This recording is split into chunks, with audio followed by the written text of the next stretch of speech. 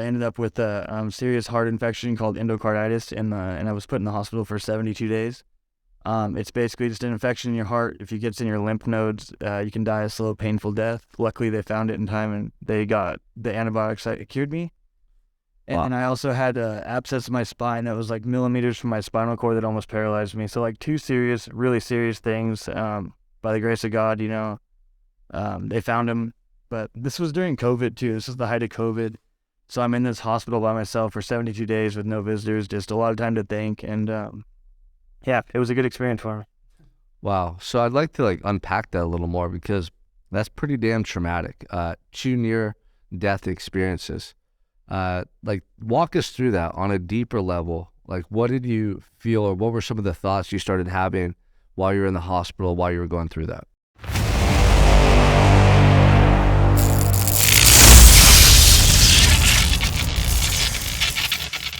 Welcome back to another episode of the Unstoppable Mindset Podcast. I'm your host, Sean Michael Crane. Shout out Wonder Mouse Productions for using their studio down here in Pierpont, California. And today I have my first in-person guest here in the studio with me, none other than Matt Flemming. I think his IG is at Matt Flemming Official, and you can see him all over social media. This guy's crushing it. He's working with me to build an empire. We're all about working with the men inside our Unstoppable 365 MFR program.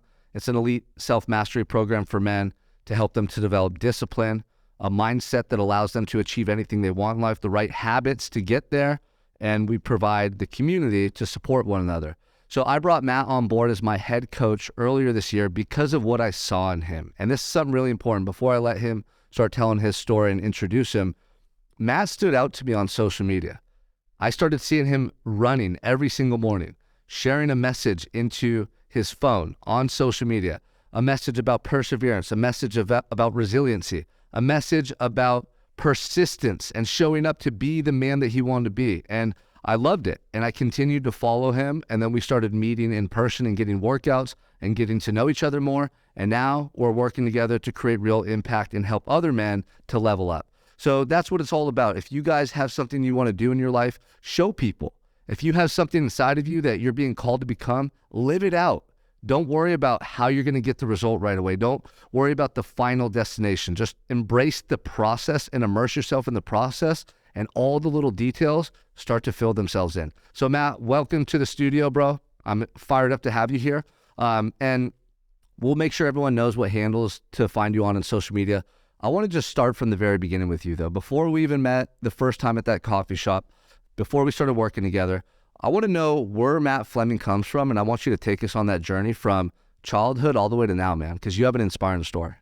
Thanks, Sean. I appreciate you having me on. Yeah, definitely, man. Well, to back it up, I guess we'll start at the beginning, right? Where it all started for me. Growing up, I had a typical upbringing, I guess, for the most part. My mom was there. I never knew my real dad. That was kind of something that led me to feel uncomfortable in my own skin as I got a little older. And that feeling of discomfort it stuck with me at a really young age through middle school. And then, I was kind of a late bloomer in terms of people that start drinking and partying. Like I didn't really find that until I was about 15, maybe 16 years old, somewhere around there. But once I found that alcohol, it was like a giant relief. It was a giant weight lifted off my chest. Like I finally felt comfortable in my own skin. I could talk to girls. I could be myself. And yeah, I just ran with it from there. The alcohol quickly turned into the drugs. Cocaine led to other things like meth.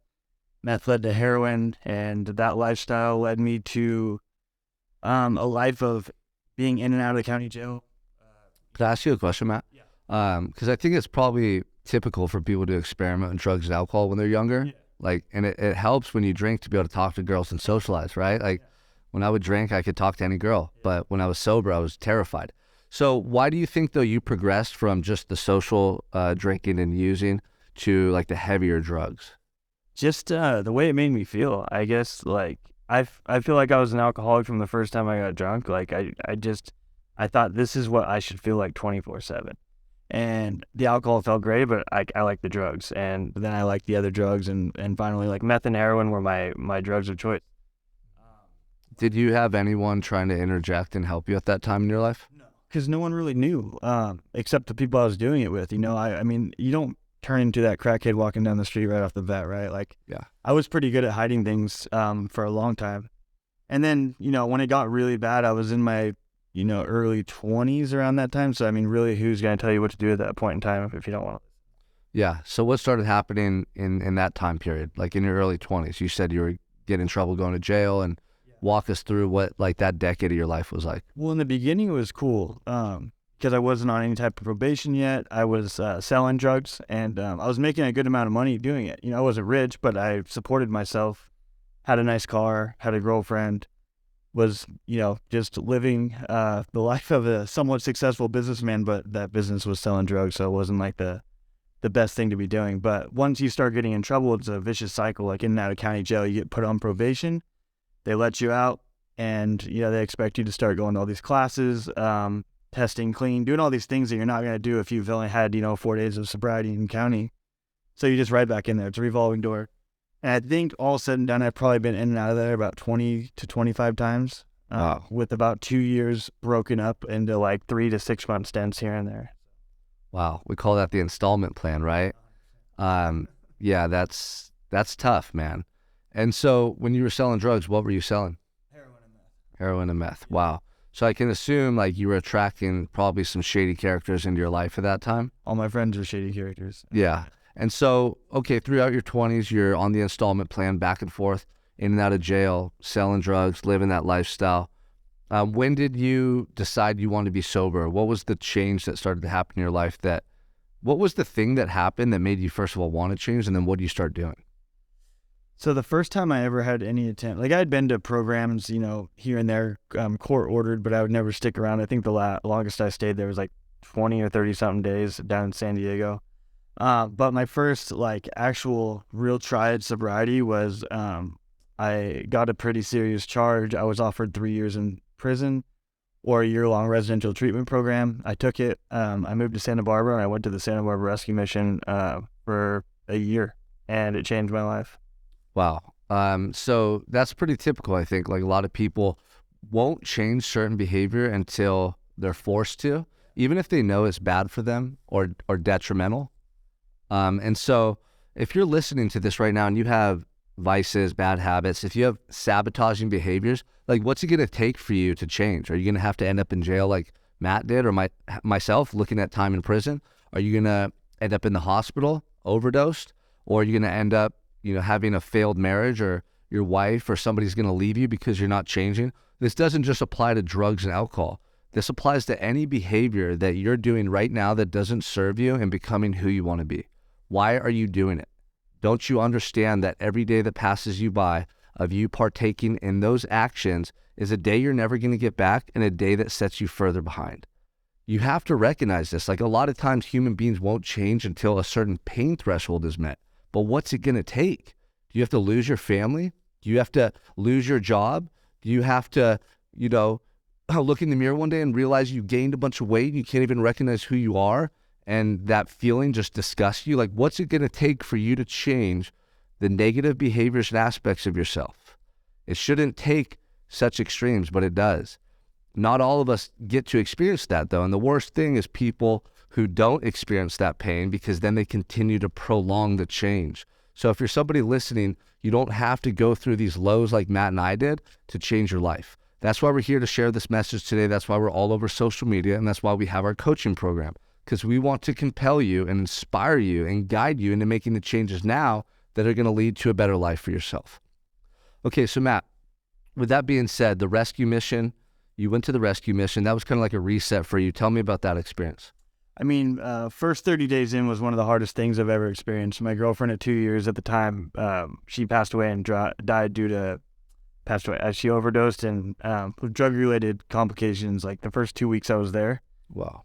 So that was really difficult because I was dealing with, the last time we spoke to each other, we were screaming at each other in front of my house doing that whole thing. Went down to Santa Barbara. She passes away. I spent a year at this program. In that year, life got much better. It was completely different. By the time I was done, I had moved out and got my own place. I was, I didn't have probation on my back anymore, but I quickly stopped doing all the things that I learned to do early on in sobriety that kept me sober. And I just, all my 20s I spent fucking up so bad that I wanted to be quote unquote normal, right? So I started hanging out with friends that I'd met at the gym, like downtown, going out to the bars and doing that, the normal thing people do in their 20s. I'm about 27 at this point. But, you know, downtown with the whole drinking scene comes the coke and the whole party scene, and that quickly escalated for me really quickly. And it wasn't too much longer after that I was completely strung out again, living in my car. Life was just complete shit, and I had nothing, lost it all. Wow. And how old were you when that was taking place? Around 29. Wow. Do you think that was your rock bottom? I mean, I had some lower lows than that, but during that period, about a year into the living in my car and doing all that stuff, I found myself, this was probably the lowest point. I got some bad drugs. I ended up with a serious heart infection called endocarditis, and I was put in the hospital for 72 days. It's basically just an infection in your heart. If it gets in your lymph nodes, you can die a slow, painful death. Luckily, they found it in time, and they got the antibiotics that cured me.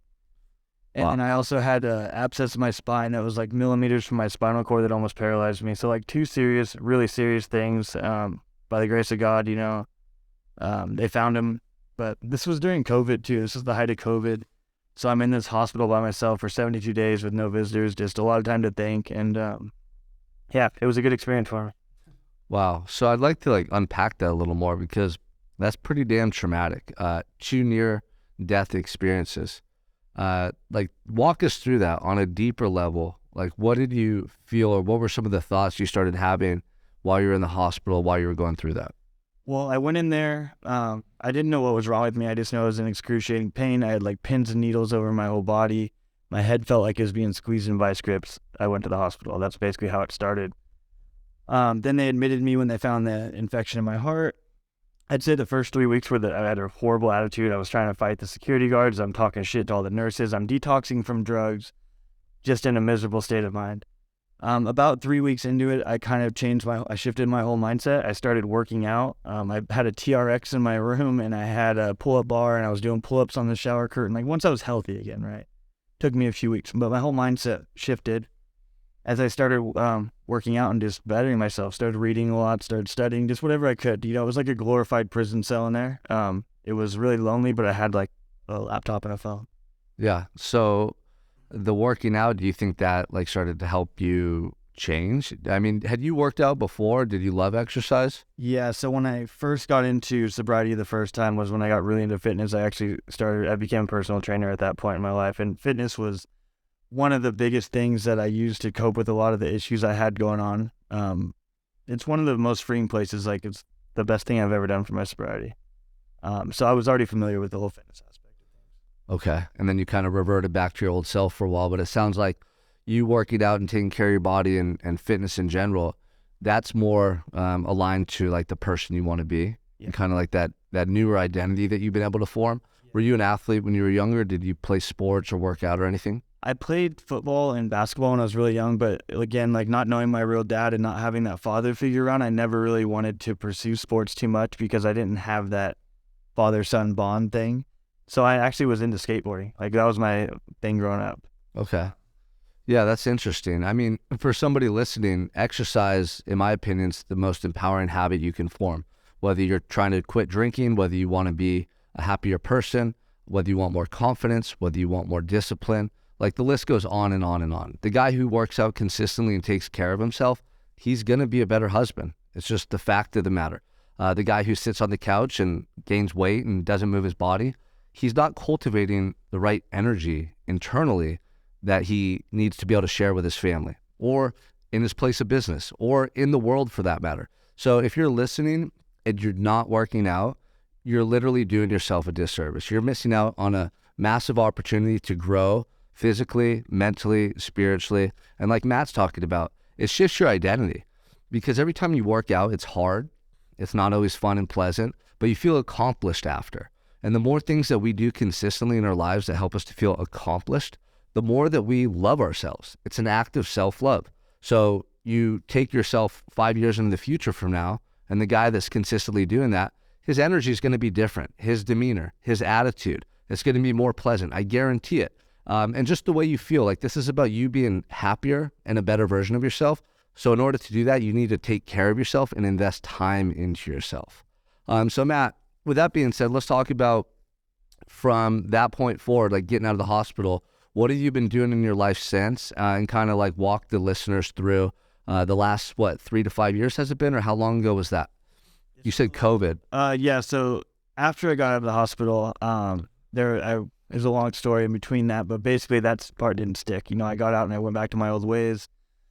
And it got bad for another year after that before I decided to make that change. That change happened October 1st of 2021. Like, that's when I just decided enough was enough and completely just took action to start changing my life for the better. Okay, so coming up on about 2 years. And in that time, how much sobriety do you have? What's that? In this most recent bout of sobriety, how long? It's about 19 months. 19 months. Good for you. Why is this time going to be different for you? Well, the biggest thing is that I decided, before I had reservations that I wanted to drink like a normal person and live that life. Like, I have no desire to do that anymore. I've exhausted all other avenues. Like, I know that's not an option for me, nor do I want it to even be an option. Like, I feel like I have the upper hand so much in the gym by not drinking or partying. Yeah, and really, if you want to change your life long term, you have to kill off your old self to become your new self. Yeah, like, I knew that when I got incarcerated, I made 2 promises to myself. One, that I was going to dedicate the rest of my life to becoming someone I was proud of and give maximal effort. And number 2, I was going to be sober for the rest of my life. Like, not even one drop of alcohol, nothing. Not one joint, nothing. Smoking a cigar is the closest thing I'll go to my old lifestyle. And that's something I just recently started doing. But the reason for that commitment is because I knew I could no longer partake in any behaviors or do anything, even think the same way as I used to, if I had any chance to change my life. And so for the listeners, that's really important to recognize. Matt is still new in his sobriety, but I see this guy every day. I see his work ethic, his attitude. He's growing tremendously because he literally buried that old version of himself, and he's made that internal commitment to become the person his heart is calling him to be. Now, if you haven't made that commitment, the likelihood of you sustaining these new habits, this new attitude, this new person you claim to be, it's not going to be 100% fail-proof. Like, unless you're willing to cut ties with your old life and bury that motherfucker, you might still have a reservation, just like Matt did. You might go to the bar one day and think you can have a drink.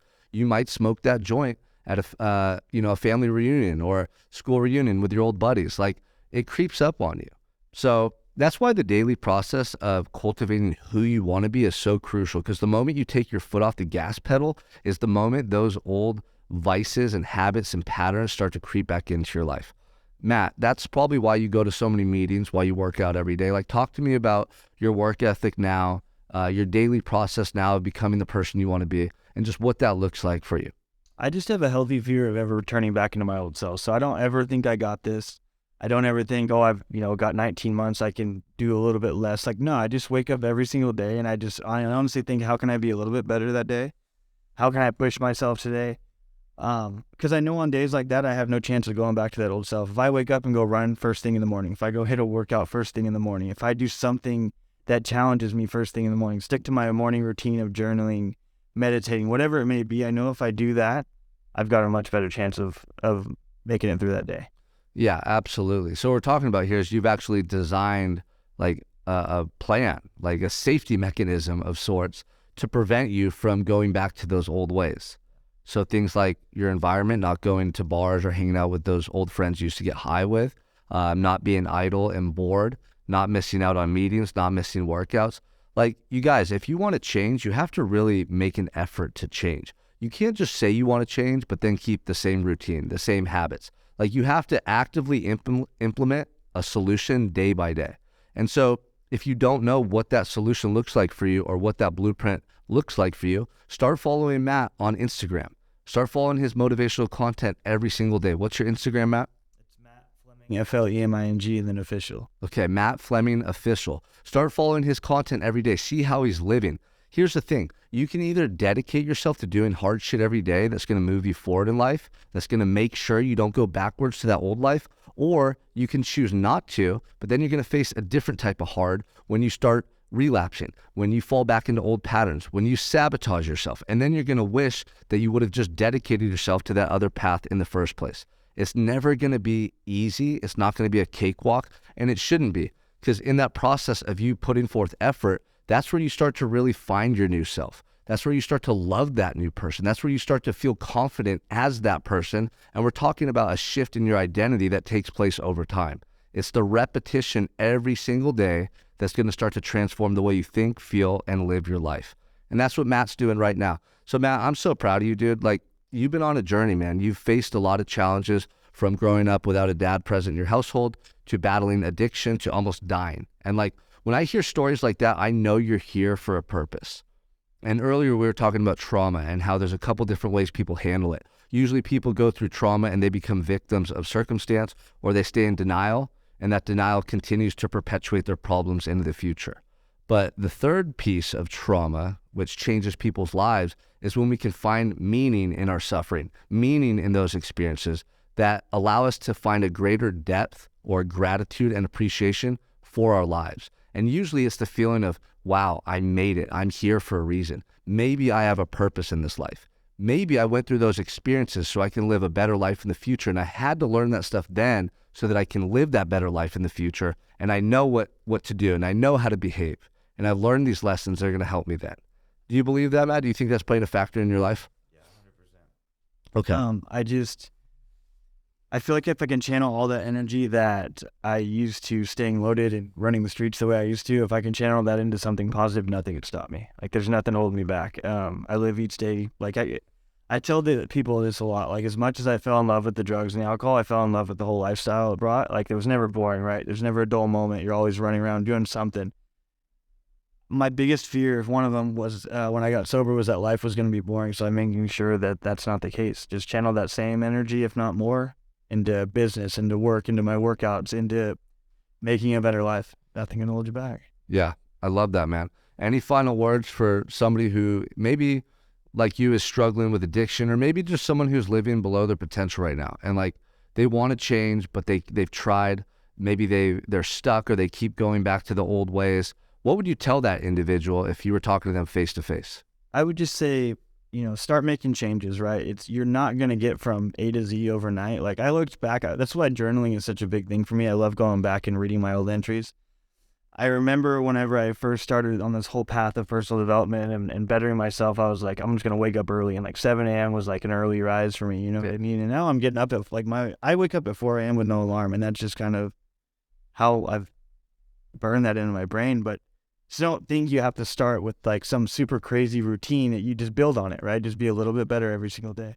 Yeah, no, and it's so key. And people like sometimes maybe get discouraged by that, or they don't understand it. But listen, you are not able to change your whole life in one day. It's literally impossible. You can't lose all the weight in one day. You can't make all the money in one day. You can't change your mindset in one day. Like, literally, you can only change a certain amount of things, and you can only focus on a certain amount of things. So start pinpointing what are those daily actions. Get up early, have a plan, move your body, change your environment. Like, start taking proactive measures to become the person you want to be. And then you literally have to dedicate yourself to that process and trust and believe that somehow, some way, it's going to lead to a better life. Because you can either keep doing things the way you have and hope by magic that you're the one person who's ever existed on this planet that you'll get better outcomes. It won't happen. I promise you that. That's why it's called insanity. Or you can say, okay, I'm just going to start each and every day by getting 1% better. And that's something that Matt always talks about, getting 1% better. It sounds cliche, it sounds corny, but it works. Because 1,000 days later, you're 1,000% better, motherfucker. And you're not making excuses. So Matt, thank you for being here, man. That was just like a quick glimpse into your journey. You're going to be seeing a lot more of Matt Flemming official. This guy's on fire. We're going to the top. The Unstoppable 365 MFR Self-Mastery Program is a program dedicated to help men become their best self by letting go of the excuses, by elevating their mindset, by establishing habits that serve them. And he and I are on a mission to make a massive impact on this world. So thank you, Matt, for being here, brother. Anything else you want to say? Go for it before we wrap it up. No, dude, that was perfect. I mean, just a quick little glimpse. I look forward to getting on here, and we'll do this again sometime soon. Awesome, brother. All right, bro. Thanks.